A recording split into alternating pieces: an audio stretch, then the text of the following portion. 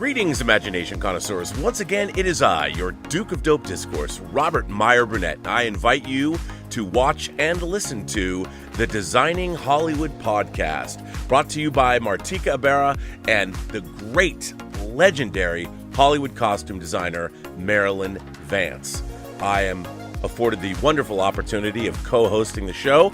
If you are interested in the magic of Hollywood, the design of Hollywood, the clothes of Hollywood, watch the Designing Hollywood podcast, available wherever you get your podcasts from, or find the video version on the John Campea YouTube channel. That's right, the Designing Hollywood podcast. Why would you ever want to miss it? Especially if you love the movies. Oops. I done screwed up the opening of our show. Let's try this again. Shall we? Oh, well. You know what? I'll play it again when we get there, but greetings, imagination connoisseurs. Once again, it is I, your Duke of Dope Discourse, your master of fun and wonder, your viceroy of verisimilitude, and all of that. You know, it's Midnight Musings, episode number 69, dude. Now, you know, we all want, you know what 69 means? It means you get a great view of cheeks, as Lael Rockwell would say.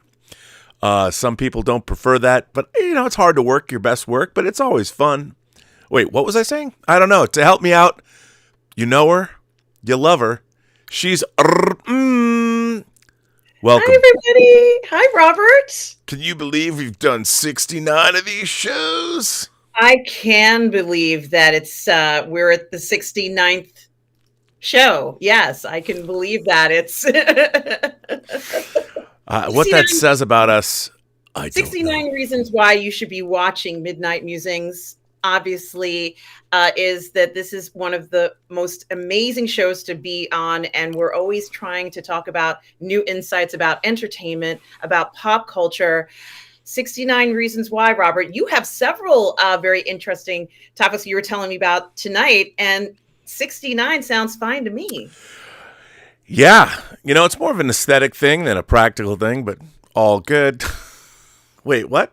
No, so yes, it's been, you know, it's an interesting time that we're in. I mean, on one hand, you what we talk about a lot, the Marvel films. I mean, the Marvels kind of imploding. You know, we've got the sequel, the prequel to the Hunger Games franchise, which was very successful, open this weekend. It's doing okay. You know, it's not. It's really interesting because I've heard the people that really liked it, and that Mikey Lito was talking today. He said he gave it a 5, but he hadn't seen the Hunger Games movies yet. Oh, he hasn't seen those? Yeah. So, gosh.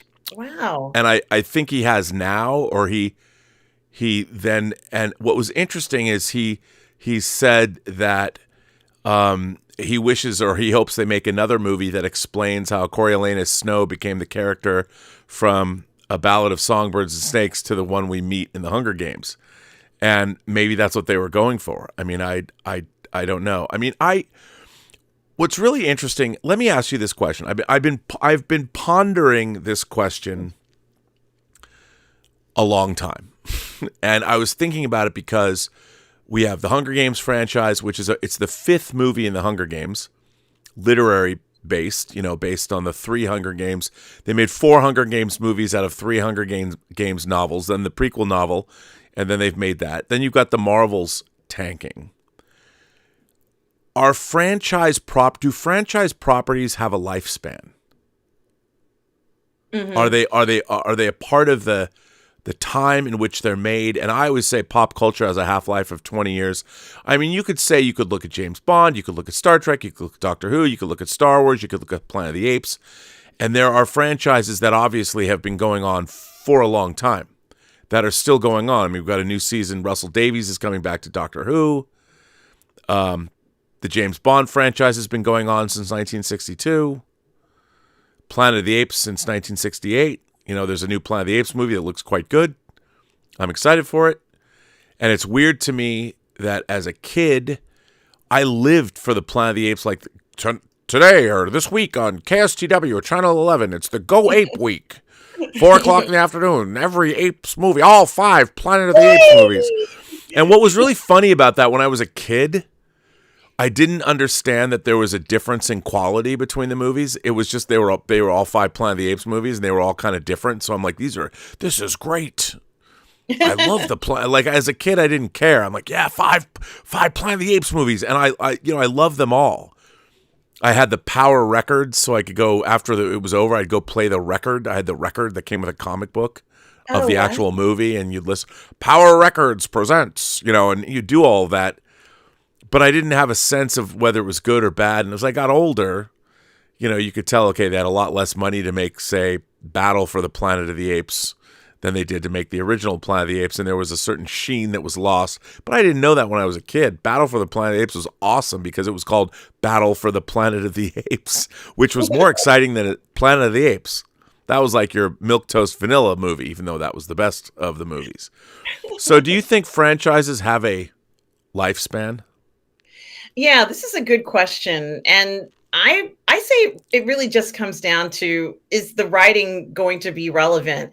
And it is true that there will be certain nuances in the films that may feel as if they are, out of order or not current. But even when I watch the original Planet of the Apes films, which I do occasionally, I still get a charge out of them. There's something exciting about them. And it's because of this where it seems to go into a direction of fantasy even. Your imagination wonders, it would be great if these apes could talk. It would be great if you could have a conversation like this with them, and their level of intelligence or the way that they communicate is the same as ours. And I think there's a desire for that. And as long as there's a desire for that, that franchise is always going to be interesting to us. Well, Scott Bartholomew brings up a really important point. Another franchise that has been with us, the oldest franchise of all, is Up from the Depths, 40 stories high. Godzilla and Gadzuki. If you watch the cartoon, we've got Monarch. 2 episodes of Monarch has dropped on Apple. The Legacy of Monsters. Then we have Godzilla -1. We've got Godzilla -1 coming out, which I can't wait to see. So Godzilla's been around since 1954 and has continued to be relevant. People are saying this might be the best Godzilla movie yet. Yes. So you've got a Godzilla movie coming out in IMAX, and you have a Godzilla TV series with a star like Kurt Russell and his son Wyatt being in it. Yeah, and they were fantastic in it, Robert. Have you seen it? I have not seen it. I keep forgetting that it's on. I can't wait I'm going to go watch it tonight after this show. Good. It's so good. And Robert, I think what's interesting about Godzilla is that it has cultural significance. And if you don't know anything about the Godzilla franchise, you would never know this, but there is a cultural significance to Godzilla. And I love that. And I think Godzilla is always a reminder of what, the worst case scenario of what can happen. But I also love that Godzilla is, essentially, I think Godzilla is a dragon. I could be wrong, but Godzilla looks like a dragon to me. And I know that that's also culturally significant in many Asian cultures. And that's also very fascinating. Yeah. The notion that I'm watching Asian stories on Netflix where people are flying off of rooftops and flying around. It's not possible to do this, but I'm fascinated by the culture. So I think that Godzilla is special because of that cultural significance, and it does kind of push itself through. We all watched Godzilla on network TV and, with awful dubbing, and you just watched it and you just waited for the part where Godzilla screams out and everybody's trying to stop Godzilla or get out of the way. And it's amazing. We should be terrified. Instead, we're fascinated.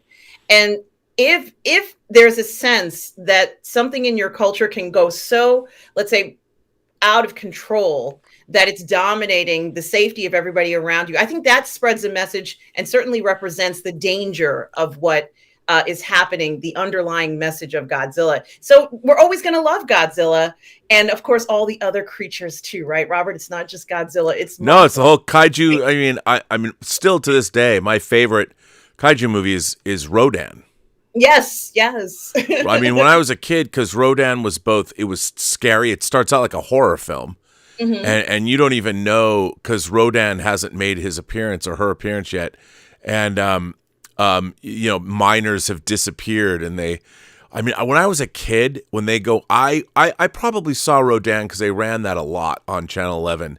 It was on TV a lot. Yeah, it was on TV a lot, and Mothra, this one versus that one, all three of them, and then there would be things that you would recognize. There's no dialogue, they're coming out of the ground, and then all of a sudden you might see, and I could be wrong, but you might see little versions of them. It was fascinating. You're like, oh my God. Well, and then, my other favorite Godzilla movie, Godzilla versus the Astro Monster, or as we knew it, Godzilla versus Monster Zero, Aliens.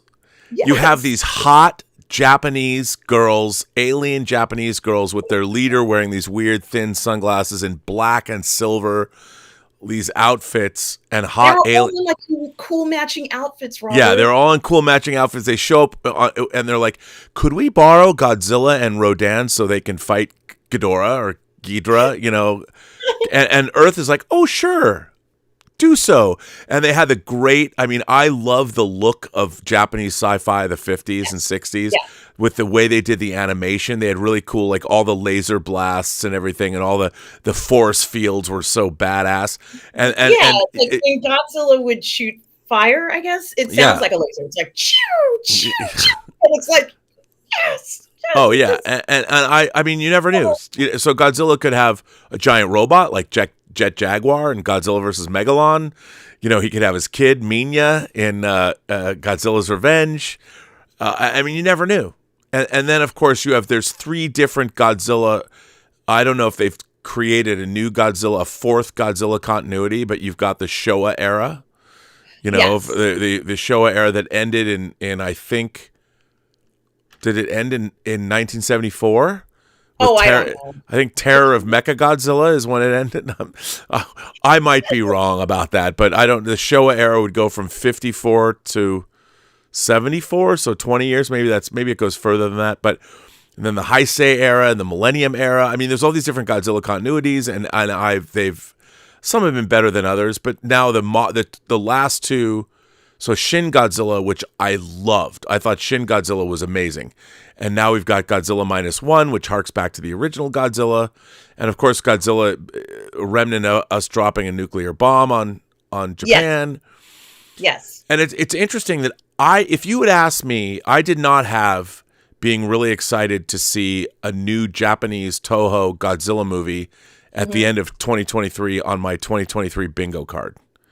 Or that we would get not only a Godzilla movie from Japan, but an American Godzilla TV series that stars Kurt Russell and his son and in multiple eras. He actually, I think, plays his dad, plays his own. Yeah, it's the same character, which bothers me because the movie I've been working on, I wanted to do the same thing with the 2 of them. Maybe I can get away with on that script, but you should do it. But I the first time I found out about the whole thing behind Godzilla had to do with Mystery Science Theater 3000, because they were actually kind of parodying and laughing at the movie. And the people who made the movie said, you don't understand, there's this cultural significance to Godzilla. And I thought that was very, very interesting, because that was how I found out that there was a little bit more to the story. But Wakachasi's Tea House reviewed the new Godzilla movie because he's in Japan, and he said it's unbelievable. So make sure you check out his review on his channel. That's what people are saying. So that's exciting. Do you know what else is exciting? Lael Rockwell. The 1/6. Oh, listen. Oh, that's really exciting. The 1/6 scale man. He's feeling under the weather, so I don't know how long he can stay. He's really under the weather. But that doesn't matter, because he's here for the 69th episode of this show. Right. And since he brought it up on our last episode, and people can't stop talking about it, he brought up the idea of cheeks.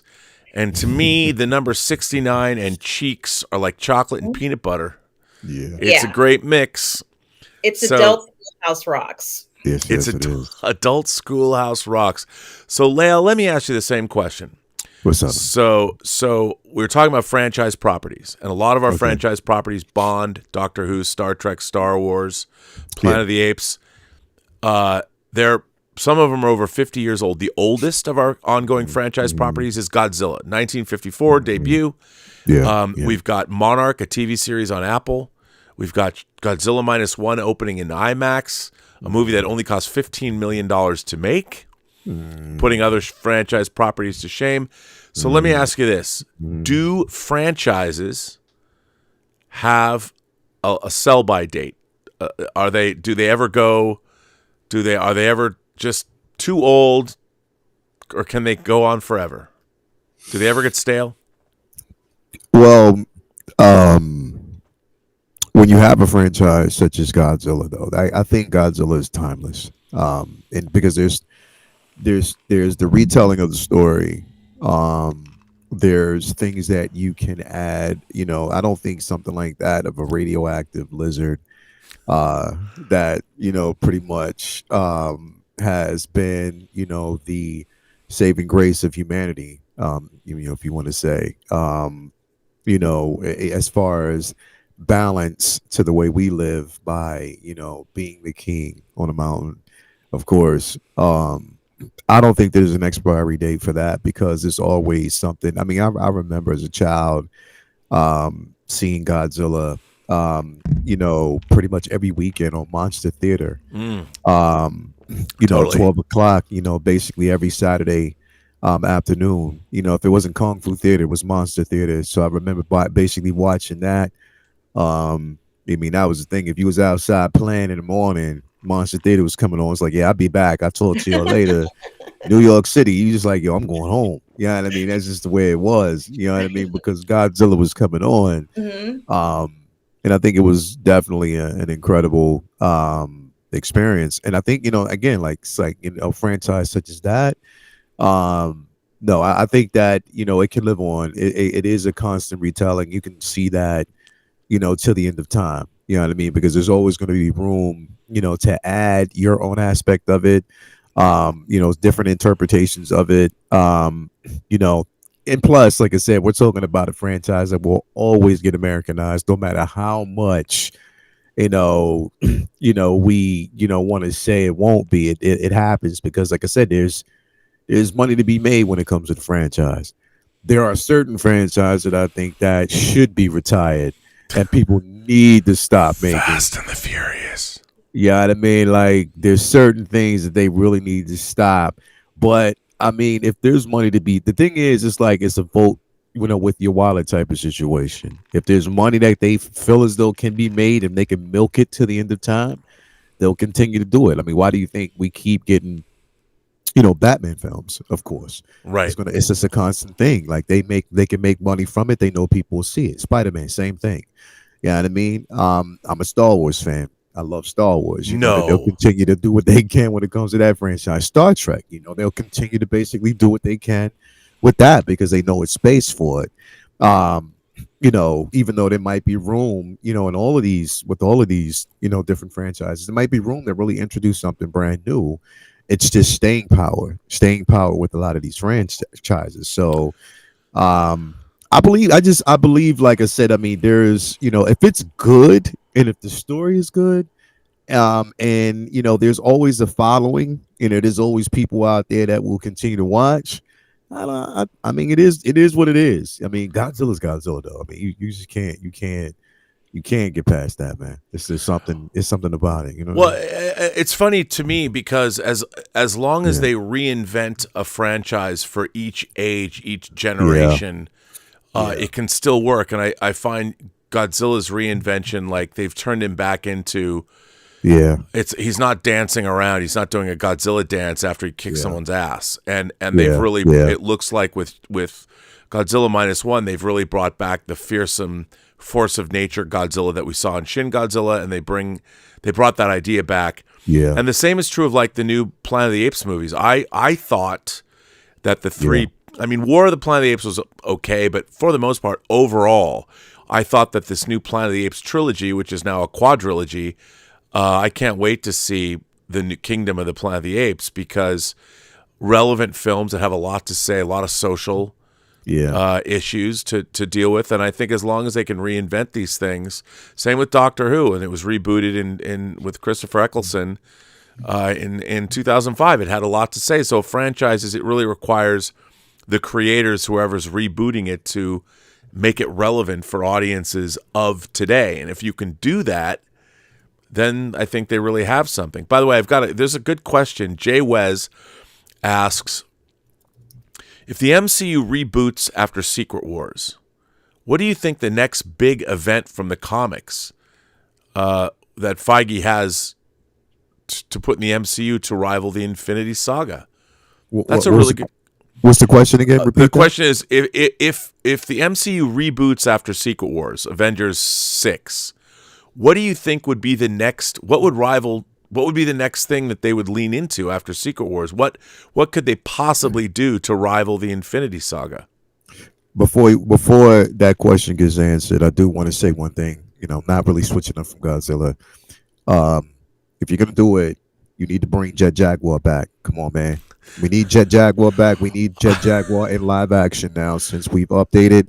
Give me Jet Jaguar. I've always loved Jet Jaguar. It's funny you say that. Before you were here, it's Godzilla versus Megalon, and Jet Jaguar is the man. Jet Jaguar was there, but that's what I'm saying, bro. Like, they need to bring that robot, that character back in live action, bro. I would love to see it. And with Jet Jaguar for Godzilla was at that particular time was our Ultraman in that category. Oh yeah. So, Jet Jaguar, we need to actually see that in live action. I would go nuts to see that. Bro. But now let me ask you. Okay, let me take that and go further. So now with Shin Godzilla, and it looks like in Godzilla -1, they've gone to great lengths to make Godzilla look like it's firmly set in the real world. Yeah. Jet Jaguar is not.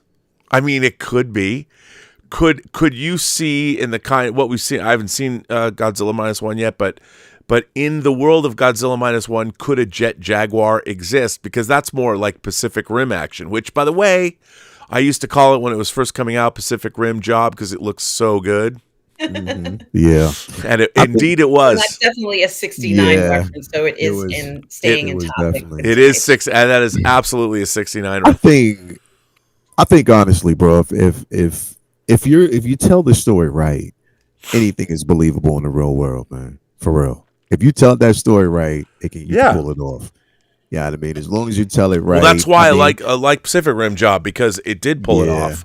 Yeah. Or put it in, depending on how you. Yeah, I mean, I think it can be done. But I mean, to the original question before that, you're saying like, what would be the next MCU? Yeah, what in the MCU could you see another event that they could be leading up to? Aside from Secret Wars? Yeah, like after Secret Wars. After Secret Wars, I mean, again, we don't know what they're doing with King Dynasty, if that's going to continue. No one knows. You know what? Honestly, bro, if set up right, because this is what I've always seen. And this is what I think it's leading to, what it could possibly lead to.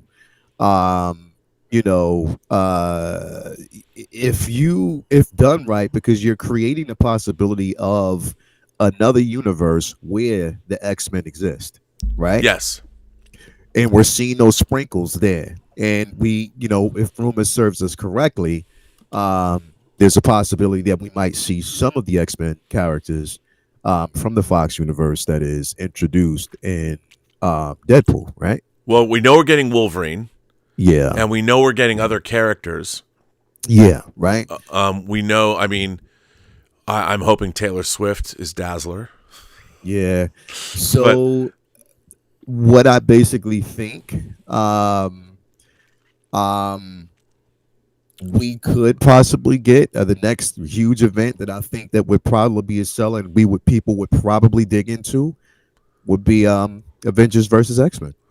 Yeah, okay. I was going to say that or Age of Apocalypse, because I think if you do Age of Apocalypse though, literally, I feel as though Age of Apocalypse has to be X-Men centered, period. Yeah, and I think that we might get that, because I think that the next, like, obviously the MCU is in a little bit of a trouble zone right now. Yeah. And they're not having their 69th episode. No, but Um, they are having chick flicks. Like they've gone into this chick flick realm. I had no idea I was going to be seeing a film that would make me laugh and cry. I mean, the log line is three friends who haven't spoken in years are forced to get together at somebody's wedding. I mean, superhero movie, right? right. Yeah. It was a fun time. I just kind of wish that I had a drink in the theater. I just would have continued to laugh as the movie went on. But I do love Monica Rambeau, and I think Well, of she's all my the Captain characters in Marvel. that film, I mean, she's Yeah. my Captain Marvel, and stunning in it. yeah, and I really love that iteration. I don't even know why in this quest for diversity these days, why they didn't go with her from the beginning as Captain Marvel, because the Carol Danvers character, I think as Captain Marvel. I mean, Carol Danvers goes all the way back when Rogue was first introduced and stole her powers and threw her off a bridge in Avengers Annual 10. I love that, but why they didn't go with Monica Rambeau from the very beginning, I don't or Rambeau. I don't even understand, because she was Yeah. my captain after Marvel, of course. After Marvel died of cancer, Monica Rambeau, she was my She was the Avenger. one who she picked up the mantle of Captain Marvel. good. Yeah, and reading her, and I Yeah. loved. I mean, I wanted that big fro, and I wanted her in her black and Yeah. white costume. I mean, she looks great, but I wanted the full-on Foxy Brown coffee Yeah. fro. You know, I didn't, Yeah. and they of course, it's. I know Yeah. it's not the style of today, but that's what I wanted from that. She's by far the Right. strongest character, as far as I'm concerned, in the film. I thought she was Yeah. just lovely, and she kept getting better and better as the movie went on. And I Yeah. almost thought that she was going to become more the focus and be not so sacrificial, if you will. Yeah. But I think that was very interesting. But I liked her before. Now I really love her even more. But you know what? The beauty of this, divorcing her from the known universe that we have right now, the beauty of it is that you're setting her aside somewhere completely different where she does develop that level of importance. Yes, That once they finally get this universe that we know right, then they bring that character back under a different set of circumstances, making her a bit more important, because again what you're doing is you're pulling her away from, because no matter how we see it as of right now, and I saw the film, and I have a difference of opinion from a lot of people. I thought it was very entertaining. I had fun. I was there with my daughter. I was there with Latoya, and we had a great time. It's not going to be one of those. Again, we already know the set of circumstances that we're running into when it comes to Brie Larson, people's feelings about her, things that she actually said. People kind of doomed this film before it even saw its light yeah. day. So it is what it is. But for me, I enjoyed the film for what it was.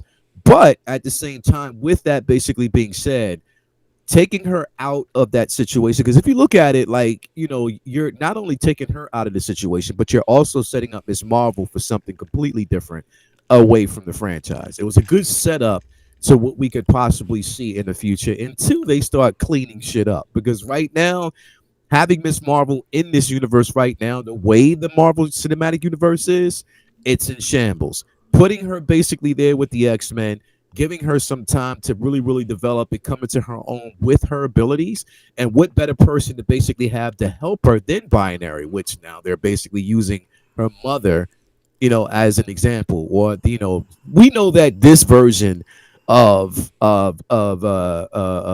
Captain Marvel, or Binary that we get, this isn't what we actually saw in the comics. It was never like a mother and daughter situation the way we see it now.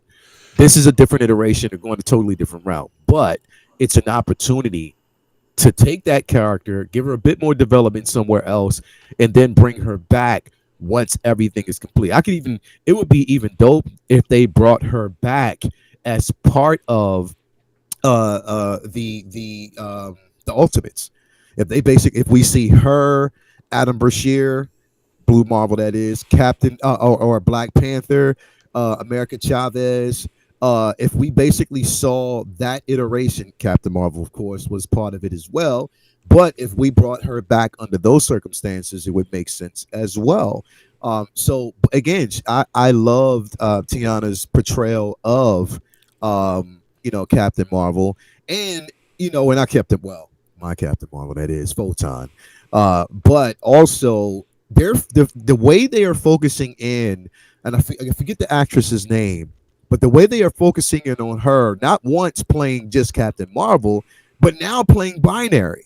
You're basically saying that it's like almost saying that that is the character or that is the person that you wanted to play that role because you're giving her the focus is mainly on her, like the It's entire Tiana. It's time. Tiana Paris. No, Yeah. not Tiana Paris. Yeah. Her mother, Her, the yeah, girl, her the lady mom. who's playing her mother. Oh, I your forget her mom? I don't name. know her name. I Yeah, like that actress too. I forget her name, but she's not only again we saw her as Captain Marvel, as part of the Illuminati in a different universe, but now we're seeing her Oh, as bind.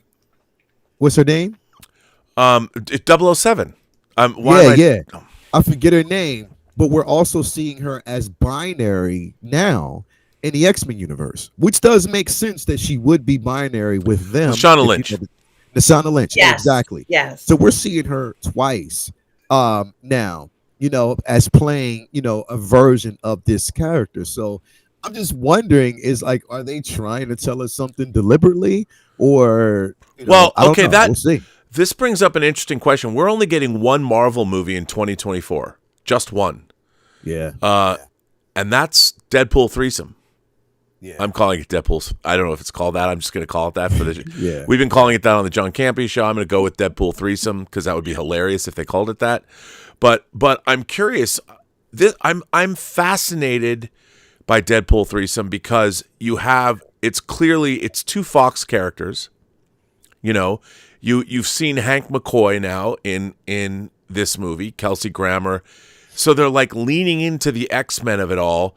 And the Fox X-Men of it all, which I think is sort of a weird choice because, they've given us Quicksilver, Ralph Boner in WandaVision that wasn't Quicksilver, but it was Quicksilver. And it's bizarre that they did that. But now I really don't have a sense of what, I mean, this is supposed to be an MCU movie.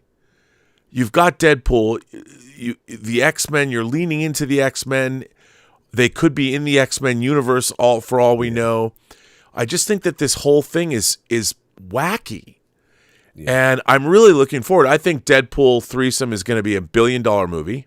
The first two Deadpool films, the first one made 750, and then I think it made 700, or the second one made over 800 million. So I would imagine that this movie with Wolverine and Deadpool is going to make $1 billion. It's going to be a Spider-Man No Way Home situation in terms of money. But I don't know, where does that leave? It seems, again, the two movies that will have made the most money in phases 4 and 5 since Endgame are two movies that I would have to say are both kind of gimmicks, where they're revisiting other franchises. It's weird. It's just bizarre to me, and yet it's working. People want to see them, but if you asked me like 10 years ago if something like this would ever happen, I would have said no. Yeah. And are you guys excited for Deadpool threesome? Okay. So Not as good as this threesome here, but it could be. I see it. A couple of different ways. Some and I can understand this as well, but I'm excited for it, because it's Deadpool, of course, and we know how wacky that scenario can definitely be. And to have Deadpool and Wolverine together, him and Hugh Jackman together, of course, in most comic runs, it's definitely been an incredible interaction between the both of them, in the books. What's questionable for me, though, is the rumor mill that we're going to see a lot of characters from that Fox universe making an appearance. You know what I mean? So I guess my question is, if you're trying to extend these characters into the MCU cinematic universe, but you're bringing these older characters in, like, where is that going? Like, I don't know. I'm baffled. Where are you going with that? Because if you're telling us that, at one point we heard that they were going to be retelling, or they're going to have their own or pick their own slate of actors, or, to reprise these or to play these roles. But then we're finding out that there are actors that are reprising their roles. Now, again, all of this is hearsay. We're just going off of like the rumor mill because no one has said that that's set in stone. But I mean, the rumor mill before we saw the Marvels was that we were going to actually see Kelsey Grammer's, Beast, or his iteration of the Beast. But then I was like, yo, this is really ironic that the version of the Beast that we got in this film was from the X-Men 97 animated series. Right. So are they saying that the universe that we're going to see with the X-Men is from the X-Men 97 cartoon? Because remember, he did Xavier say, yeah, and remember he did say, Kevin Feige did say that X-Men 97 will play a pivotal role in what was to come. You know what I mean? So again, could that play a role in it? But again, I'm just trying to see where they're going with this. And there were a lot of people feeling as though like this might have been like a Hail Mary, like one of those things where there was a sign of desperation from the MCU to kind of get things back. And my thing is, it's a lot of pressure with this film because yes, what if it does make $1 billion?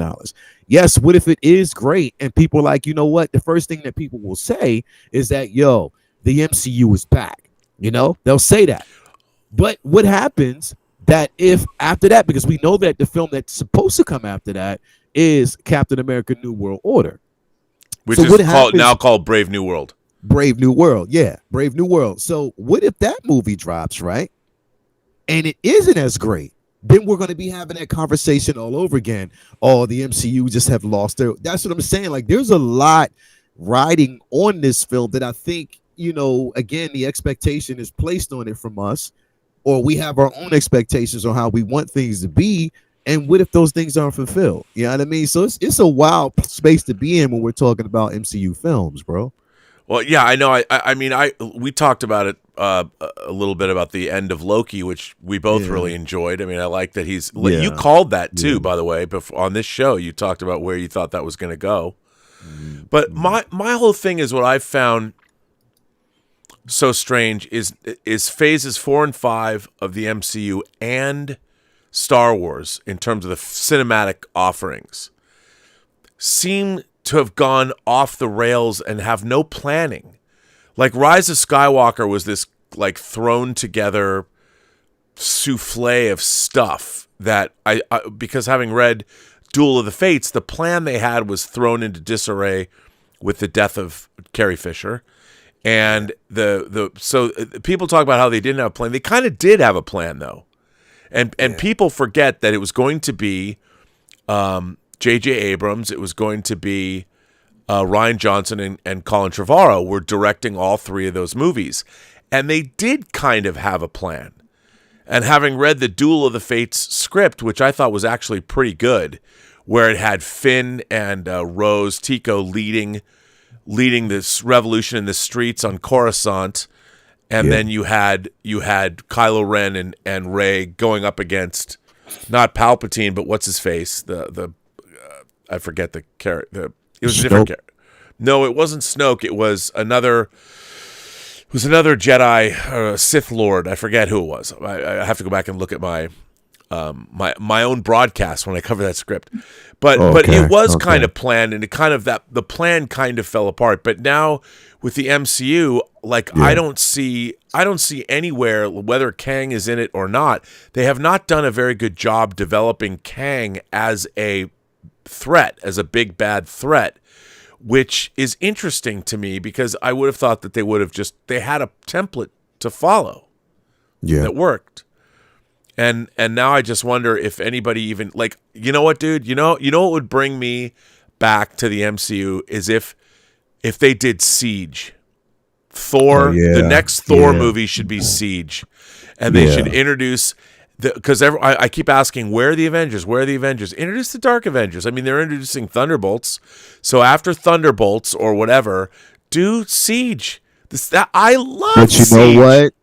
The biggest problem that we run into right now, and the show that should have set that up was Secret Invasions, bro. Yes, I know. That was supposed to happen. If that would have basically set it up, it would have been it would have been something like straight up an alley-oop if they would have done it right. Well, even if you had no plans on basically bringing in Norman Osborn. If you didn't want to do that, you could have set it up whereas Thunderbolt Ross became that particular person who takes over, you know what I mean, and brings in, this level. Now, mind you, Rob, you're on to something because it may not be too late, bro. Oh, I don't think it is too late. Too late because of the simple fact. Okay, so which I don't think it was a very good rumor. I mean, I don't think it was something that was hidden. They didn't do a good job hiding it. We know that we're getting Sentry, so we know that's happening. Oh yeah. So we know that's happening, but we also know what role the Sentry played in the siege. Yeah. Right. So we know that. So I mean, they could definitely do something like that. I think it's if they're that daring to do it, and how they're going to actually handle Robert Reynolds, how they're going to basically handle the Sentry, because the Sentry is a character, literally. It's a story in its own. We're talking about someone who is mentally unstable. We're talking about the Void.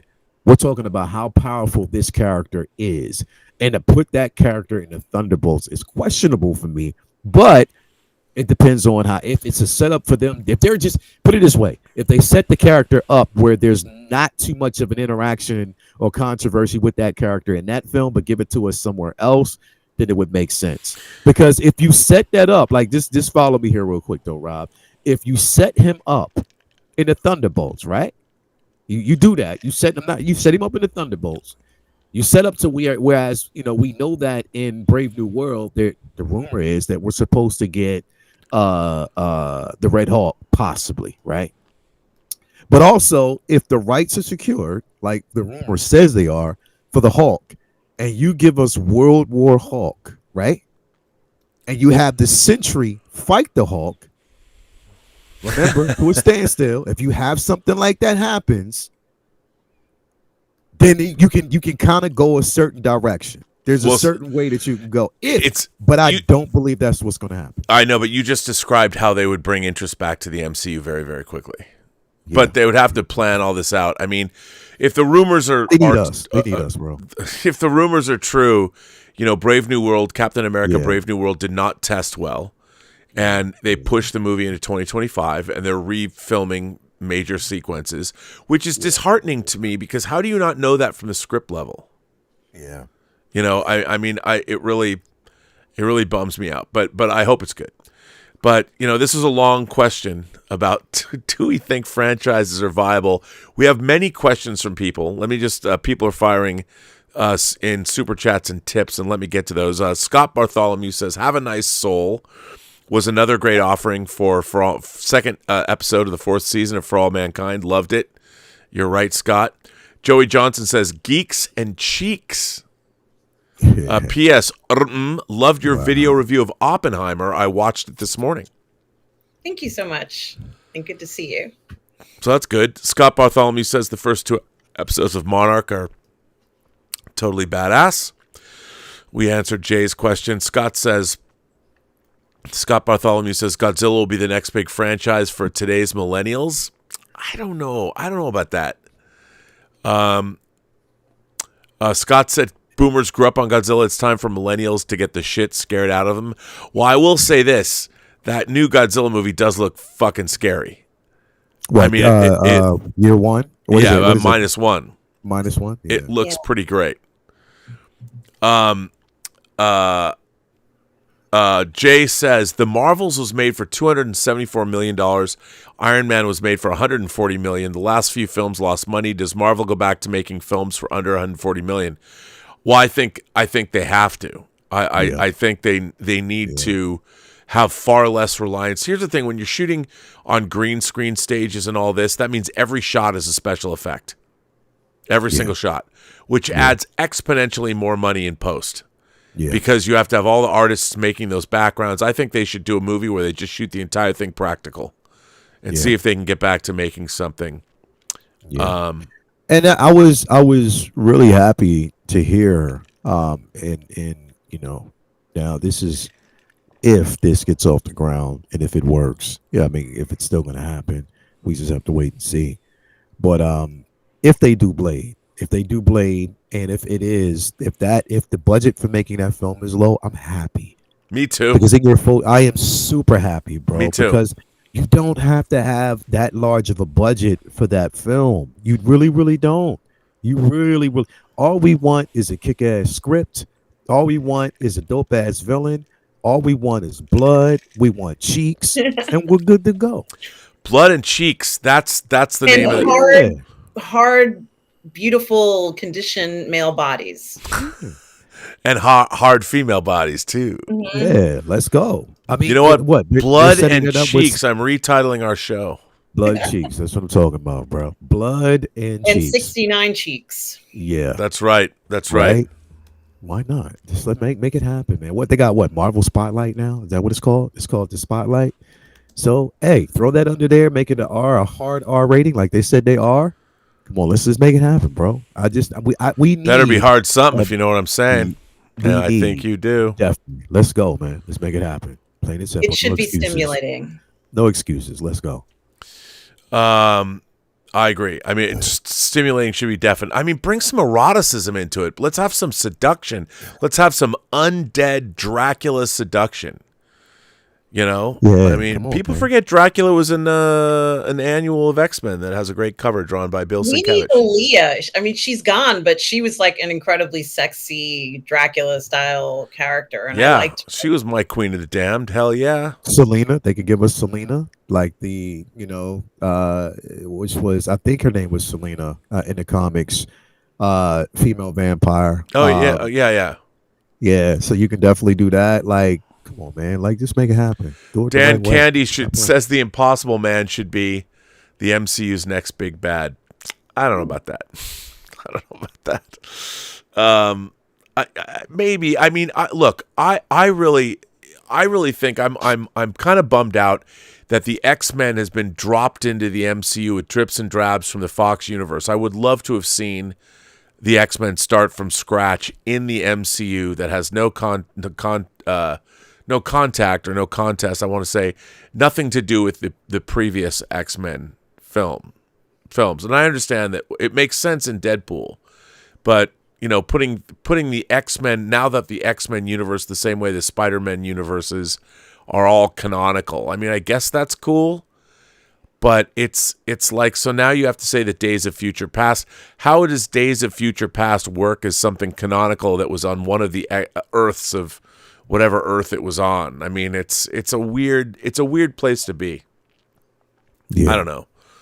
I just because I love the X-Men so much, and I feel that I would love to see an X-Men universe that was thought through from the very beginning. Yeah. That I've been saying this since they made the announcement that it should have its own universe, and let them play around with that. They have their own villains, they have their own world that they need to kind of deal with right now. And then slowly but surely, this is what I'm saying, like down the road, once they are established in their own universe, then we should have a Avengers versus X-Men type Yep. of situation. But don't just try to throw so many things in right now, because again, you have to right the ship that you have. You took us down this road with the multiverse and you couldn't pull it off because there was no connective tissue. It wasn't cohesive. We didn't have a leader in the Avengers. We didn't have an Avengers team. Still don't. No, You we know what I don't. mean? Like, we didn't have a leader, someone to step up. You introduced Sam Wilson as Captain America, and we only seen him in the show a few years ago. That was a waste to me, bro. Like, it was a waste. If anything, Sam Wilson should have been, right now, literally, should have been some type of presence in just about every film that they've released so far. It should have been, especially if you want to cement some type of leadership there.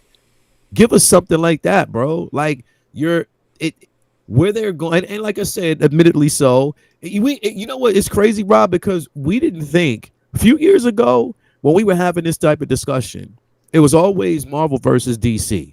And we would always compare DC to Marvel. We would always basically say that Marvel was doing it right. They have been doing it right. They continue to get it right. DC is doing it wrong. Marvel is doing it right. DC is doing it wrong. What's happening now, bro? Like, what is really, really, really happening now? There was a slip up, change of the guard.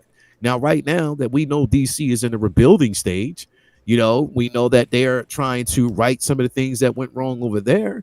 But what is Marvel doing right now, bro? What are they doing? Like, literally, what are they doing? I think The Marvels was the last of this particular phase or possible phase. Do we know? Don't know what the hell's going on, man. No, I have no idea. People are ready to basically throw their hands in and say Jonathan Major, they shouldn't go along with Kang. I disagree. There's so much space to tell a story with Kang. There's opportunity to do it if it's done right. If it's you know what I mean? That's sort of. Let me ask you a question. Do you know what happens in 32 days? Is that no? What happens in 32 New days? Year's Eve or Christmas or Aquaman 2 opens. Oh yes. Oh, Do you? Nobody. I mean, this is like Captain Marvel. Yeah. Captain Marvel made $1 billion. Aquaman 1 made $1 billion. Do you think we're going to see what happened to Captain or Marvel's happen to Aquaman 2? Yeah, I do. I do too. Yeah, I do. I don't think it's going to make $1 billion. I don't think it's going to make 500,000. 500 million. Nah, I don't, bro. I think that this the current. Like honestly, I don't think it's any fault. It's just the current state that we're living in when it comes to these films. It's the current state that we're coming to post-COVID. There hasn't really been too many films that have made $1 billion, bro. And I think that expectation shouldn't even be out there right now, because right now we are going through hard times in cinema. We're going through hard times, and I don't think that there should be an expectation there. Like literally, I don't. I really, really don't. I think, you know what, Rob, I have figured out a way to save both franchises. There's a way to do it. You want to hear it? I do. Would you like to hear it? Yes. Okay. The way that you can save both franchises is that at the end of both DC and Marvel, there is a post-credit scene, a silhouette of a female body, hair billowing, butt ass naked, right? Hair billowing in the shadows, butt ass naked, right? And you see like a shiny silhouette of butt cheeks, right? But then the camera pans up while the hair is billowing, and you have a room turn around like this.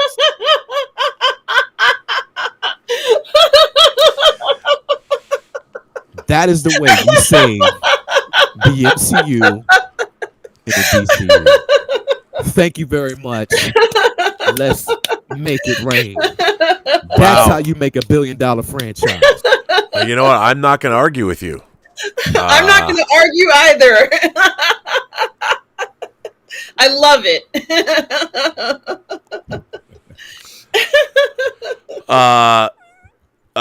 Darth Plato says, "Thank you, Lael, for saying Selena's name correctly." Yeah. And it's true. Scott Bartholomew says, "Lael and what are your favorite franchises and why?" I can say that I have kind of a new favorite franchise, and it's The Expanse. And, you know, honestly, the books were amazing. Originally, it was developed as what was going to be, I guess, a video game at some point. And then they realized that they had developed a world that was incredibly comprehensive. It's fun to watch what they've done with this TV series. It's rewatchable. I keep watching it and finding other things in it that I missed or wasn't paying attention to enough. And it's got 6 seasons, so you can watch it. I even bought it. I bought, it was available for purchase. I think it's one of the best new franchises, at least for me, that I've watched, and I'm still enjoying it. So that's one of my favorite new ones right now. Yeah. I mean, obviously, mine's Star Trek. What about? I mean, Lael. Come on, man. You know what? I know what it is. I know what it is. It's this. It's funny. Come on, you know it is. That is too funny. Man, look, I mean, yeah, that's like my second favorite. No, I mean, listen, bro, everybody knows Star Wars is always going to be my favorite franchise, regardless of how people see it and how, people may feel as though that Disney ruined it, how things have gone. I mean, look, my favorite football team right now is the Washington Commanders, bro. That's been my team since I've been young. And you see how they're going right now. You already see where they're at right now, bro. So you already know I'm rolling with the underdogs till the day I die. I'm ride or die. So listen, man, Star Wars is going to be there, and I think that, like I said, the light will shine eventually. So I'm just going to ride with it, bro. Regardless. So like I said, I will be the martyr for a dying breed if they want to call it that. But I'm just going to ride with it, bro. That's just where I'm at, bro. There's a lot of good in Star Wars franchise. So, that's the truth. Andor is something that I've fallen in love with. Yeah. And as you guys know, I'm still waiting. I don't care if they're bootleg. I'm still waiting for those Andor figures. But, I think that it captured a special moment that, people were interested in. And the language and the actors, it just was beautiful. I'm waiting for season 2. I'm excited for that. I also want to mention that I'm playing the Expanse video game as well, which is kind of extending the enjoyment of the Expanse. Just like when I played, Jedi Survivor, that extended my enjoyment of the franchise. So there are things that you can still kind of enjoy. I think as long as they can keep things alive like that for fans, and you can just enjoy this, I think that's so important. I do see them making more Star Wars films. Like that's going to happen. We already know there's going to be a series. I'm incredibly confident that there's going to be more Star Trek films eventually. I think that those things will happen, and just waiting for that cycle to go around. We had that. It's such a great year with Picard season 3 this year. Yeah, there's more to come, and it sometimes you don't always like everything, but sometimes you get something special like Picard season 3. That was very special. That was a very special time, I think, and I'm still enjoying it. I'm enjoying looking at the figures that I'm buying from season 3. Yeah, it just keeps going. Too. The guy, there's this fall I met the guy who wrote the book, the autobiography of Benjamin Sisko. It is available, guys, on Amazon, and I think he might come on to the channel here. But even that, I wasn't expecting. I didn't know he was writing that book. I only found that out because I went and saw him, at a get together, and I'm like, wow, more Deep Space Nine? Yes, please. Yeah. So you never know how, especially for more expansive franchises, how they can expand, and you can get things like that where you just love it. I didn't know I was going to enjoy Jedi Survivor as much as I did when I was playing it, and I just was like a kid. I was like, I have to try this. It took me 20 times to do stuff, but it's still good. It was right. It was still good. I mean, there are ways you can still enjoy the franchise. I still want to see Cal Kestis. We've talked about this. I think Cal Kestis will appear in the series eventually. We're going to get another more adventures of him. I mean, the video game was 40 hours. Yeah. That's a lot of content. Yeah. You think about it, then you can play it on, of course, you guys know I played it on the easiest level, but you can play it on the more advanced level. I didn't even use the Force when I was playing the game because I was on the easy level. But if you wanted to explore, force push, jump, all the different things that you can do with it, it's remarkable what they're doing these days. So I think that we're in a very special time with some of these franchises, not all, but some of them, where they're going that extra distance and giving fans alternatives also to kind of continue their enjoyment. Maybe you liked the game, maybe you didn't like the game, but at least there's some options there for you to continue and have that fun with it. Yeah, definitely. Yeah.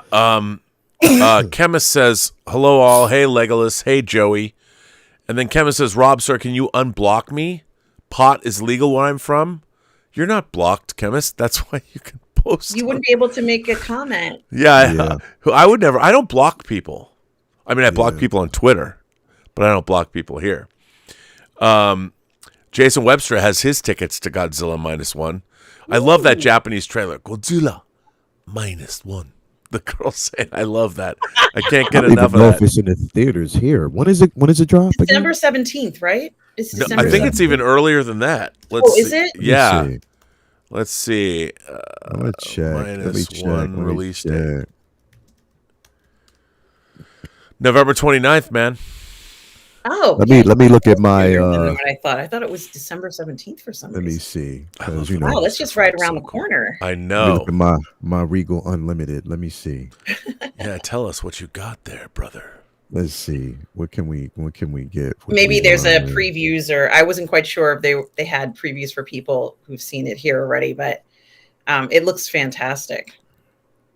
Yeah, I don't know. Wait a minute. Chemist says he has been blocked, but how are they commenting? I don't know how you're commenting. How are you? I don't think you're blocked. Maybe you smoke too much weed and think you're blocked. I don't block anybody. Chemist does not block, says Tom Jr. Jackson. Chemist, we wouldn't block you.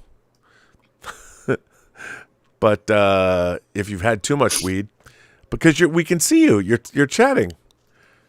And no one would block from chatting. Can you not post in the actual live chat? That's weird.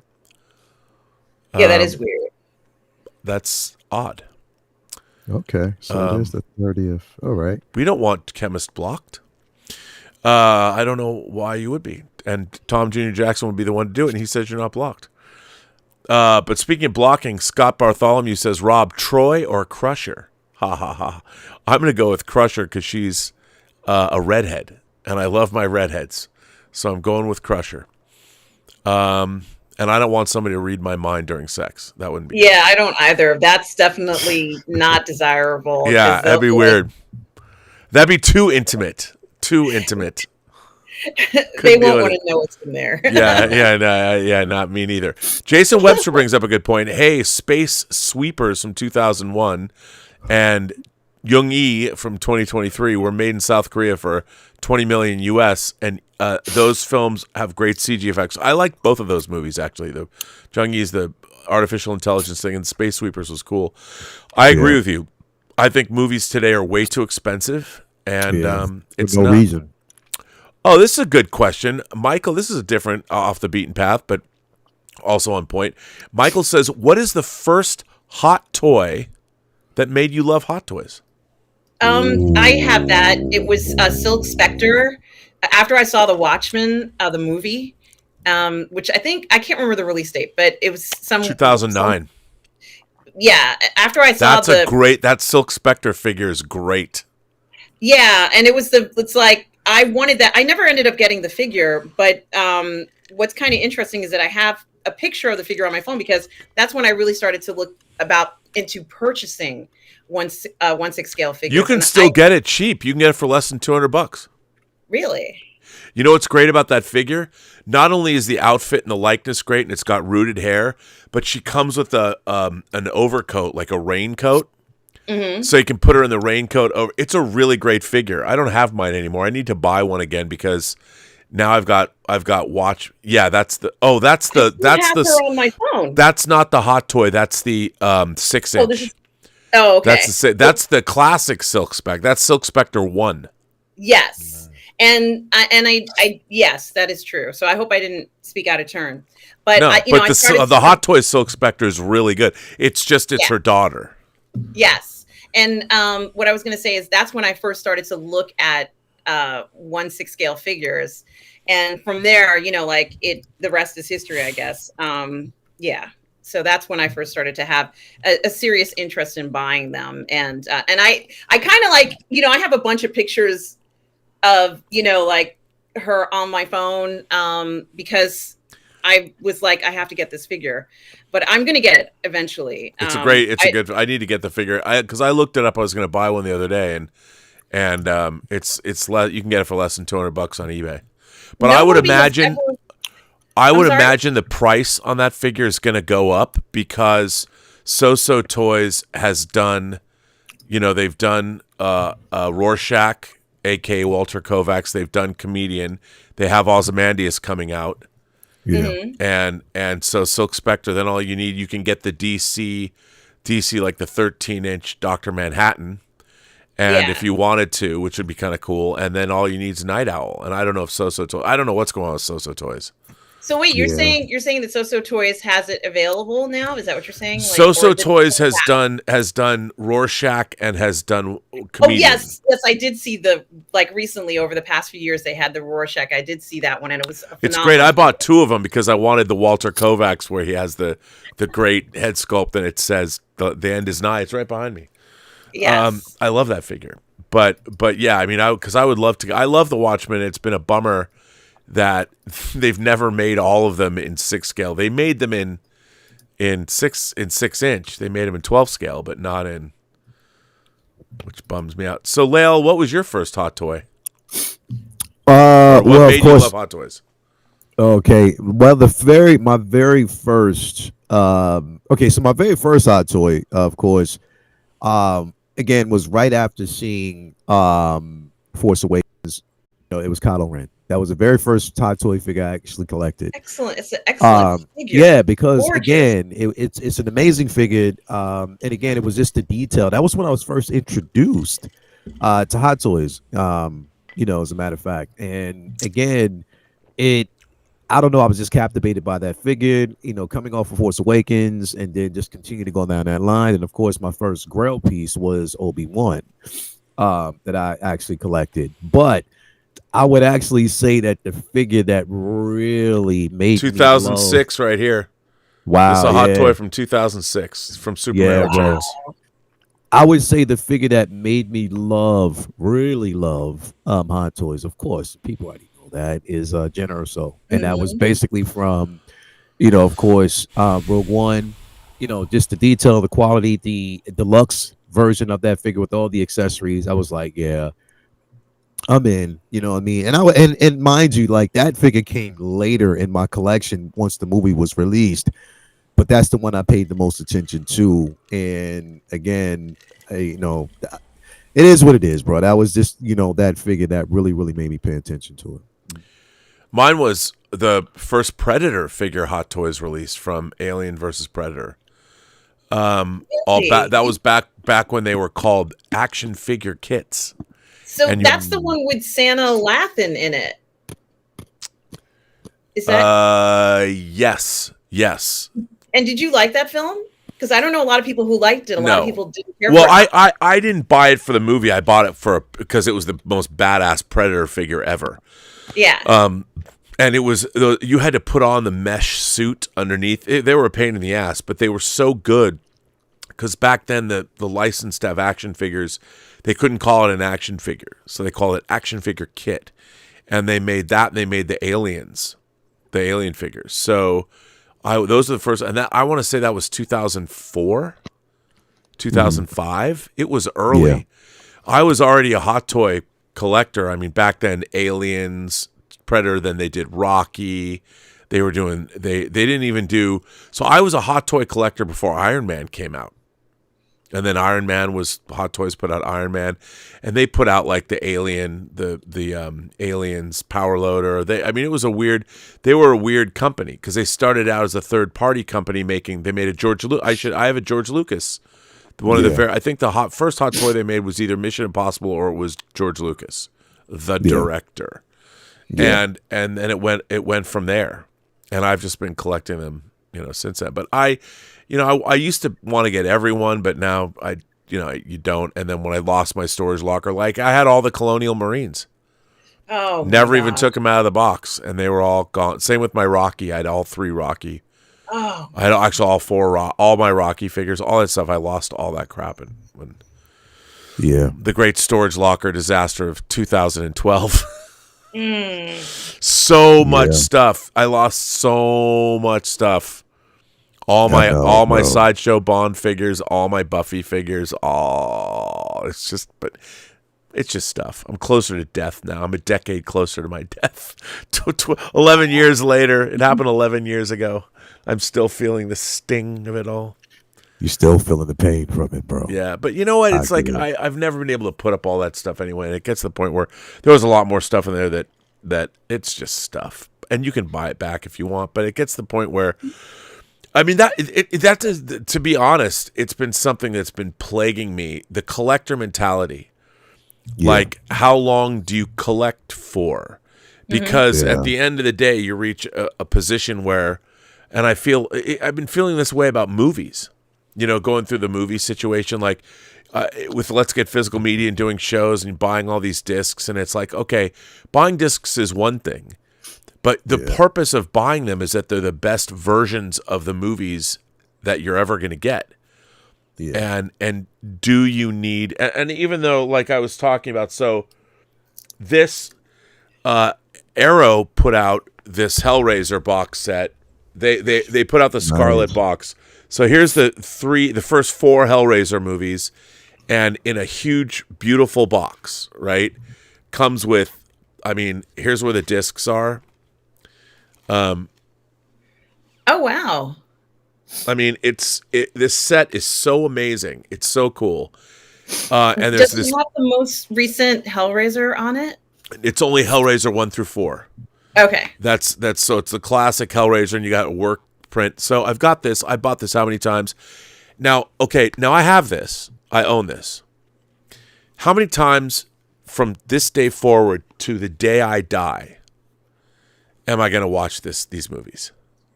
Once. But when this comes out, I had to have this. I'm like, oh my God, this is the best version of Hellraisers that have ever come out. I've been buying Hellraiser since 1987. I had it on Laserdisc. I had it on DVD. I had it on Blu-ray. Now I have it in 4K. Now, the real question is, why? You know, because I feel like I have this curated collection of genre cinema, science fiction, fantasy, horror, and all of my favorite other dramas, foreign films. And so I keep buying the best versions of them. And I try and keep my collection down, but I probably would say that I have about 4,000 discs. Wow. But here's the thing. And I want to cull it down to 3,000. I mean, I'm trying to curate, and I have a friend of mine, he's a cinematographer. He's got like his favorite 100 movies. And that's like all he watches at home because he learns. And I'm thinking to myself, I keep buying new stuff and I keep acquiring. The question is, why? Why am I doing it? And well, I thought I'm sorry, Robert. I thought you have the older versions that have all those special features. So if you get rid of the older versions. Yeah, but these special, I mean, you keep but here's the thing. How many times are you going to watch the special features? Once?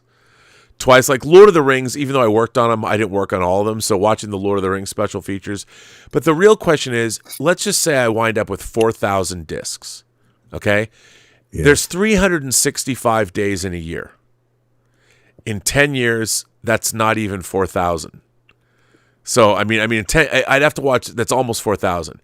So I'd have to watch one of my discs every single day for the next decade to get to the end of my collection. Mm-hmm. Now, let's say I live another 24 years. I'll be 80.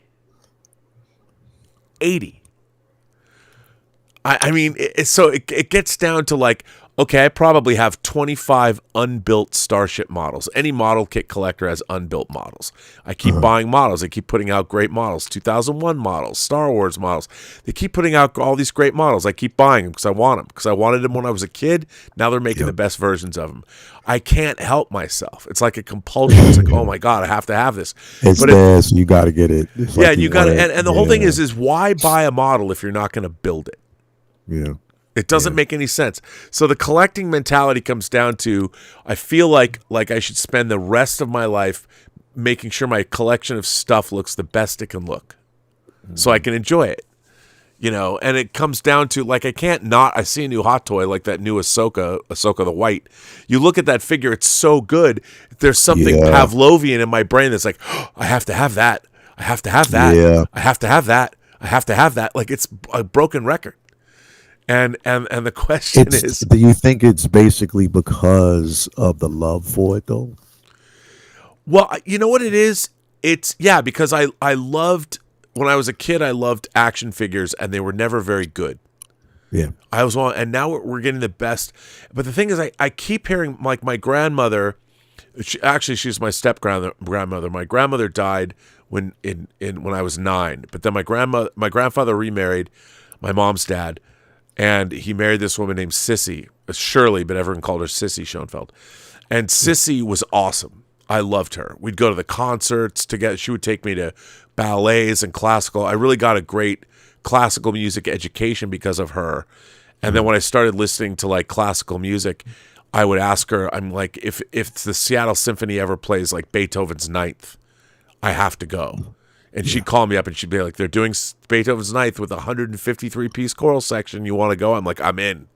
You know, and I would go and I saw this great stuff. And she would say to me, you know, your grandfather collects stamps and coins and all that. And she says, I don't believe in collecting. She says, I believe in using money to have experiences, to go places and to do things and see things that you haven't seen before. And she said to me, she goes, I think those experiences resonate more than just owning something and putting it on a shelf or putting it on the wall.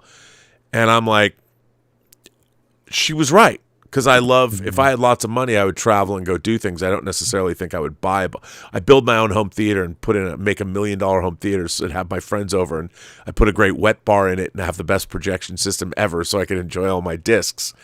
But there is something to be said for when you're on the downside of, and it's not morbid to be realistic about life, your life cycle, you know, but that's the question. I mean, how many more Hot Toys figures do I want to buy? The answer is all of them.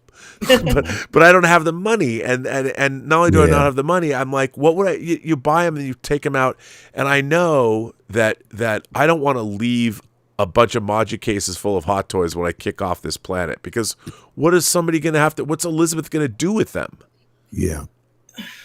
Yeah, that's a good question, and I found family members of mine who like the same genres, and they know they're going to get them. I'm not going to sell them or anything like that. I'm just going to give them to them. I have an aunt who has over 800 dolls, and she's been collecting like since 1950. So you can imagine the collection size, porcelain, every type of doll you can imagine.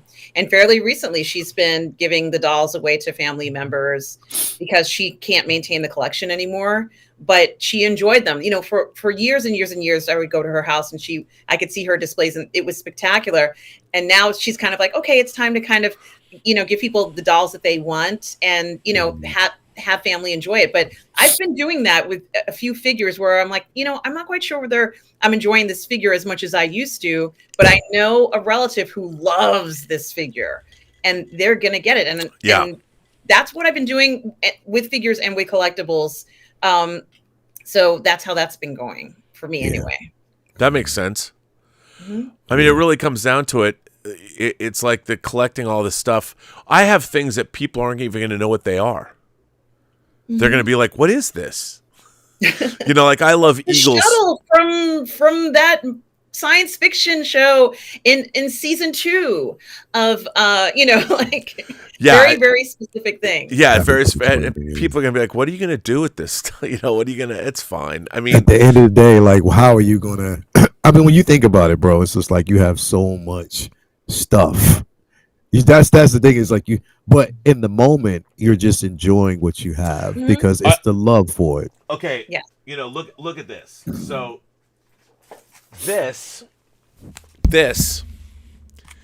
is the Japanese. This is the very first letterboxed Star Wars Laserdisc, and this came out, I want to say 1987.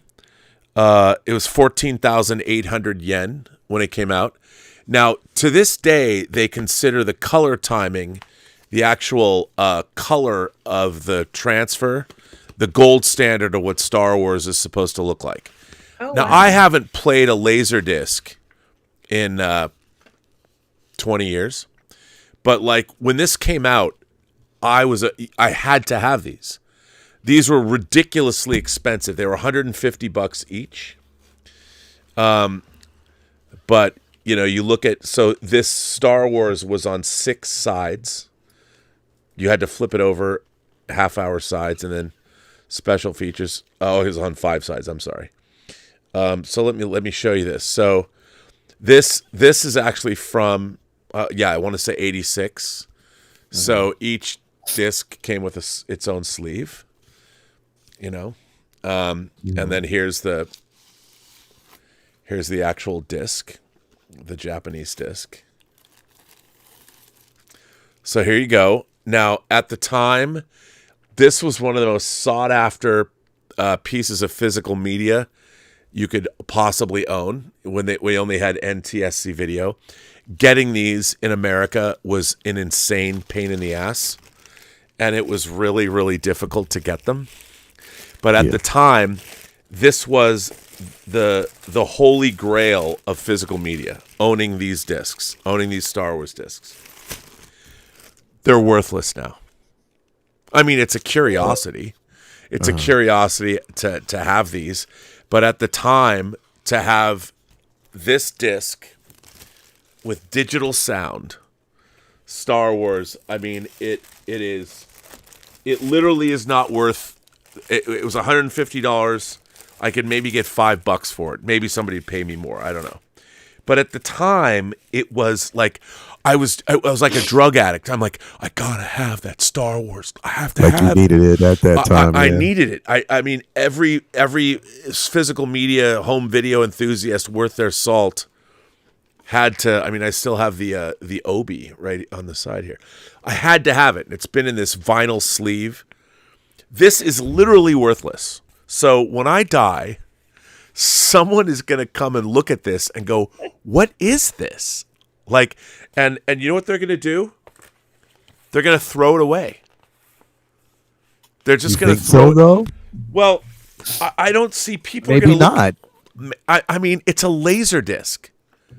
How many people have Laserdisc players that work? But the thing is, it's not that how many people have. It's having something that is tangible for that person, but not tangible for someone else because it might be limited. Yeah, I mean, it's so. I don't think they would throw it. If they were smart, they wouldn't. Well, they wouldn't because this is the original version of Star Wars, not the special edition. There you but go. Where are you gonna? I mean, maybe you could find someone to play it. But I have a ton of stuff like that. You know, I want to give it to the library. I don't think they'll throw it away. I don't. I'd want to give that to the Library of Congress or something like that, where they'll preserve it, and since no one will have that player, that might be a solution to it. But there was this, Clash of the Titans. Yeah, the original. Yes, the original. Okay. There was, you remember this creature from Clash of the Titans? Yeah, I have that. So you ordered the Bubo that came out? Yeah, Robert? I have it. It's right over there. I've never taken it. Actually, it was given to me as a gift. Yeah, I wanted to order him and I didn't, and that's like one of those orders that I regret not getting because he's so different and unusual. Oh, looking. The figure's awesome. It's like Rotocast. It's awesome. Here's the funny thing about that's a good example because people are going to be like, "What the fuck is that?" You have some if you say it's Bubo, and people are like, "What?" From Clash of the Titans. Clash of the Titans. And by the way, you would love this, Lael. So I was in Chicago last week. I went with Todd Stashwick on our project, and Todd was telling me he has this new. It's not new, but we had this long conversation of what he calls prog, like progressive rock, like prog rock, but he calls it prog core. So he's really into D&D. And he was explaining to me what prog core was. And the way he described it, it's a certain, it begins with the Rankin and Bass Hobbit. And it includes movies like Krull. And it's like medieval sci-fi movies that have a synth rock score. And he wants to do like a whole D&D game campaign he calls progcore, and it's got a whole movement of what progcore is, and it has to be the right music and the right movies, and like we both bonded over the fact that we're huge Styx fans, the band Styx, and like Styx's album The Grand Illusion that has Come Sail Away and Castle Walls and all that. He's like, that's a total progcore record, and I was like, boy, dude, that's so wildly specific. And we were going through these very specific things about, is this progcore or not? Yeah. And it was very funny over dinner. We were just riffing on this. And I was like, you know what, Todd? That is so specific that the specificity makes it cool and people are going to follow you into that. And I was just thinking about that is so specific, and how long will that last until everybody doesn't know it anymore? Like it falls into obscurity, certain albums, certain things. And I think the same is true of things that we love and collect, things that we like comic book storylines, like the Dark Phoenix saga or the Kree Skrull War or the Great Darkness saga and Legion of Superheroes. But pick your Days of Future Past. How long are those classic Marvel tales from the late 70s, early 80s? How long are they going to be remembered? Some of the music that you're talking about, the classic rock, is being used in some anime shows. So I was watching JoJo's Bizarre Adventure. Yeah. And JoJo, whoever animates JoJo's, uses a lot of classic rock references, and almost everything has some kind of classic rock but you have to know classic rock in order to get it. Like Right. Mario Speedwagon is referenced in it, and Yeah, there's all these sort of like details about it.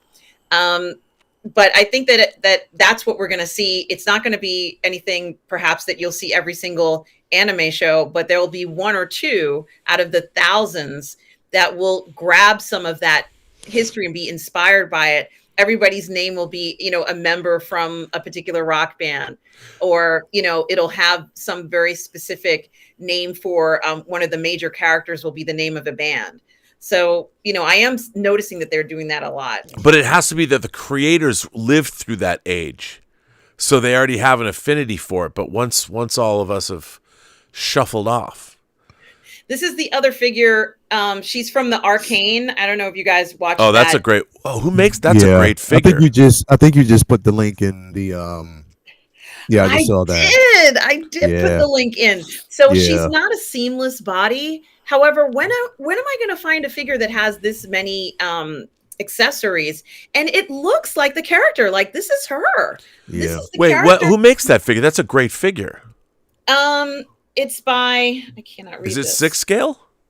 Yes, it's 1/6 scale, and it's by, man, I have to flip through the pages. I actually sent you and Lael the link. So if you click on in there, you'll see it. KG Hobby sells it, and it's by, who's this by? One Toys. Oh. Huh. But the body is not seamless. However, even though she doesn't have a seamless body, it looks amazing. It looks just like the character in the anime. And a lot of times you can't get something that looks this exact. Even her clothing, her hair, she's 3 different head sculpts. I'm like, this is great. Everybody's waiting for part 2, the second season of the Arcane to come on. And it'd be great to have this figure. I haven't purchased it yet, but I am seriously considering purchasing this. So that's another figure that I'm. It looks good though. Yeah, it does, right? Yeah. So that's another figure I'm kind of teetering on, but has not yet been purchased. That's true. So Scott Bartholomew says the Easy Bake Oven, it was hot. Yes. Yes. I love Easy Bake Oven. Dan Candy says his first hot toy was Warden Crichton. Okay. Wait a minute. Warden Crichton, the Batman character? Isn't Warden Crichton a Batman character? Hang on a second. Warden Crichton's a Batman character. Wait. Hang on. I gotta look this up.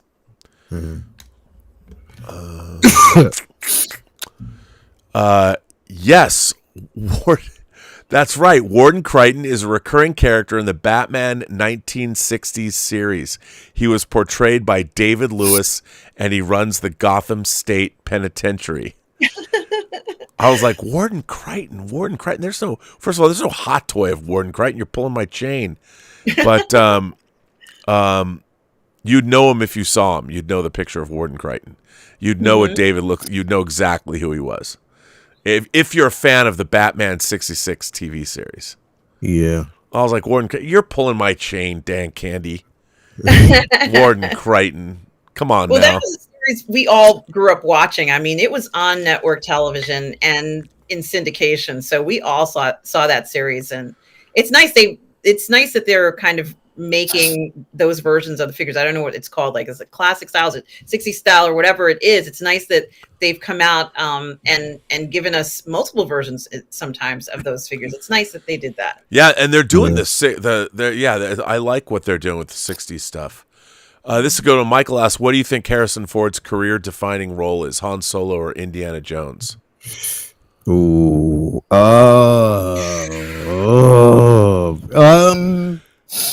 I would say he's notably going to be known more for Han Solo, bro. Because, I mean, Indy, and there's a cult follow behind Indy, but come on, Han Solo, bro. That's been my opinion. Okay, but here's the thing. Han Solo is he's not the main character in Star Wars. True, but still, he is a beloved character. Even though he hates it, people love Han. I know. But if you're talking about just him alone, like the main character, then of course it's going to be Indiana Jones, bro. It'd be Indiana Jones before it would be Deckard. Oh yeah, 100% for It sure. would be Indiana Jones before it's anything from his stint with what was it, the what he played the president and Jack Ryan. Jack Ryan, yeah, Clarence like Present yeah. Danger. So I I love mean, that movie. yeah, so it would definitely be Indiana. If it was his own film, if we're talking about just his own, yeah, it's going to be Indiana. Tom James Jackson says, "How big is your bush? I mean, bush porn collection." Look, I'm freshly shorn. I have a freshly shorn scrot every day. Come on now. 69 CDs of it, 69 magazines, 69. No, I have to tell you, to be honest, I do not have very many porn movies. I don't own them, only because the ones I own are from the 60s and 70s, and they're very specific. They're like, one, you can watch them from a story standpoint, but there's also like usually surrealist elements. And if you compare it to pornography today, it's not even the same kind of thing. It's such a different. But I probably have 20, maybe 20. I do have a few. When DVDs first came out, I bought a few porn DVDs that were interactive because I like multiple angled, like you could watch the sex scenes from different angles, because that was the only way you could get the angle feature on DVDs. Nobody made things to use that feature. That's interesting. Yeah, it was wild. I did not know that. And I'll tell you something that I found out. This is hilarious. So in Free Enterprise, the movie I directed, we rented a monster suit, this cheesy Creature from the Black Lagoon monster suit that one of the characters wears in a scene. There's a porn film, one of those interactive porn movies that I bought randomly. People don't understand. You can rent the same at prop rental houses. There's all you go and these houses have the same props. Some of them have been rented for decades. In this porn movie called Bobby Socks, that monster shows up. The same rubber monster, and Bobby Socks is an interactive porn movie. And it starred Stephen St. Croix. Oh wow! And he plays this one. He turns out to be the devil. Oh, Bad Wives. Bad Wives. That was some choice early 2000s porn where Stephen St. Croix is in it, and he turns out to play the devil. It's got some really terrible video effects in it, but you could do interactivity. Bobby Socks. Bobby Socks. Yeah. So there you go, like Tom. Laguna Beach production. But yeah, that is very interesting to see how that industry has changed so much. Totally changed. Where it's just like pretty much on demand anywhere. And I would have never guessed that it would have been so readily available, for nothing. It's so insane to me. Like my friend, or like Bryn Pryor, who got me. That's why I'm in Star Wars XXX. But Bryn Pryor would direct these porn films that were like 4 hours long, and he would make these because he would win at the AVN Awards, the Adult Video News Awards, the Porn Academy Awards. He would like win Best Screenplay. And I'm like, that's a singular honor to win Best Screenplay at the AVN Awards. But he would, it really is. He would make these 4 hour long, like he made kind of this sci-fi X-Files thing. But his sex scenes are incredibly raunchy, and they're like 20 minutes long each. And so when he'd have a movie that had like 9 20-minute long sex scenes, I mean, there's virtual reality in his movies and all this crazy stuff. But yeah, craziness. They don't do that anymore. No, they don't. I mean, you could buy, let's say adult content. You could buy adult content that was, 2 hours, 4 hours. And that was also readily available that you could purchase it from a store. So you could go into any place and look up genres and buy whatever you like. But it's choppy now. Like it's, they've made it into TikTok. It's porn TikTok. You've got 30 seconds, people. Yeah, or you do get like a 15-minute scene, and it's always some weird scenario like stepmother seduces her stepson. Well, the MILF genre is huge, so that apparently for a long time was the number one rented porn area, like let's say topic for people. So I'm not surprised by that, but you're right. Like the specificity has gone, to the max. And since there's like animated pornography is also something that I never thought would be as popular as it is, but it is. Like, it's incredibly popular. Well, nowadays I can just go through my old high school yearbook, and all the girls I wanted to hook up with, I can just run their algorithms through an AI program and get whatever I want. Dude, we're there. There's no protections. And we're rolling into this AI world. It's because that's already happening with people in high school. Yes, yes. And to think people were worried about nude photos. Forget all of that. It's gone way beyond that. You just run Way through an beyond that. algorithm and you get your wildest dream of the person that you want. That's incredible, bro. That's I know it's insane. terrible. I'm a terrible person. It I shouldn't make light of these horrible things. But It's out there. It is out there. Anything to keep people from doing the actual work. from actually trying to meet a girl and or a guy and actually hell no. Great, yeah, actually roses, flowers, no way. Yeah, why go have a relationship or date people when you can just have your virtual sex partner and you don't have to touch anybody, you don't have to smell anything, you don't have to get wet. It's fine. What a terrible world we're creating for our future. No cheeks in this world. No 69. There is I know, right? There's a television program called Upload where it's in the, I guess, near distant future where you can upload your consciousness and exist in a virtual world. And there is like a huge problem and a desire to have this physical contact. If you are still alive, in order to have relation with someone in the Upload world, you have to wear this crazy suit. And it feels very artificial. It doesn't feel very exciting or enjoyable. So I do have to say that. I thought there would have been I think most people that are trying to date sensation. today feel that way. It's very artificial. It's very... Wow. But I can say in The Expanse that they have sex in zero gravity. And, 69 in zero gravity, you just rotate from whoever is 6 and whoever is 9. I just love that whole... Or yin and yang. You're floating, I think that's going to be the new crazy thing that people are going to start to go up in these rockets and they're like, maybe we could have sex up here. Well, we only have like an hour. I don't care. Let's try. You're like, what are you guys doing? Nothing. We're not doing anything. It's for science. That's right. That's right. Yeah. And we saw it that people can conceive on Mars, or at least I think that's where they were, and for all mankind. So, you never know. Wow. It's true. Yeah. Mario Lopez, all the way from Portugal, says I should do small videos of your stuff. I should, but you know what? The thing is, so many people have done unboxings, and there's a lot of work that goes into those to make them good. Yeah, and I want to make them. So there's a lot of work that you have to put in there, bro. Definitely, it is.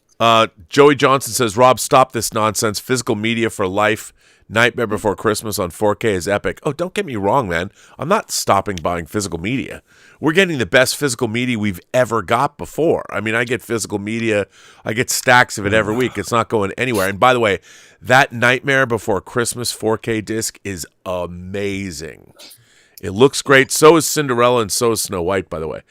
They recently had a screening of A Nightmare Before Christmas in the theater. I think Catherine Cook went to see it, and she said it was amazing the other day. I think it's that's the film. Yeah, it's that remaster. It's amazing. It's truly amazing. I think there was talks about even putting it. They're actually trying to put it back on Broadway. Nightmare Before Christmas. I think that would go off if they did that. Yeah. I think so too. Dr. Fauci's prison butt. It never ceases to make me laugh. Good question. With studio stocks falling, do you fear they'll be bought by big tech and become part of a greater portfolio where profit and quality takes a back seat and entertainment becomes just another loss leader? That's a really good question. I think that we're kind of already there. And I think what will happen is the studios are already in danger of that. What's going to happen is people that are going to you're going to go back to things like A24. The A24 is a movie company that's also become its own brand. They put out low budget horror. They put out low budget dramas. And if the studios die, lower budget indie will come in and fill that void. People will start making more character based movies.